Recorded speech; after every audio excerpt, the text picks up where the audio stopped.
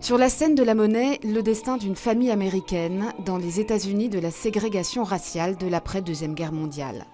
Le père, juif allemand qui a fui Berlin en 1939, la mère afro-américaine et leurs 3 enfants. Time of Our Singing, Le temps où nous chantions, est la transposition à l'opéra du grand roman de Richard Powers et l'aboutissement d'un projet porté à bout de bras pendant plus de 5 ans par le compositeur et pianiste bruxellois Chris de Voort. J'étais complètement ébloui par le livre. Et tout de suite, j'ai vu les possibilités pour en faire un opéra, même si beaucoup de gens me disent que c'est impossible, c'est très complexe. Surtout parce que ça parle tellement de mon propre chemin musical, en fait. À côté de sa dimension historique, le roman raconte la passion pour la musique qui relie les personnages, singulièrement le chant.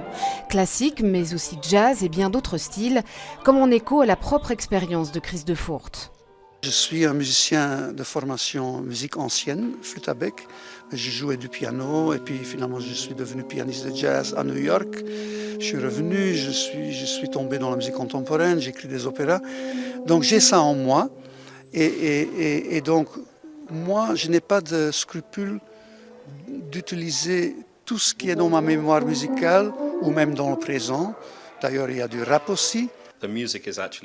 La musique aide beaucoup à rendre compte du monde intérieur de mon personnage et comment il est relié aux autres personnages.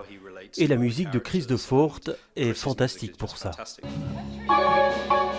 Les styles se mêlent, portés par l'orchestre de chambre de la Monnaie et l'ensemble jazz du compositeur. Cet opéra pour moi est vraiment un opéra sur la joie de faire la musique. Cette famille, pour survivre, fait de la musique tout le temps, l'ouverture vers tous les styles et donc aussi l'ouverture vers l'autre. C'est une invitation à être curieux.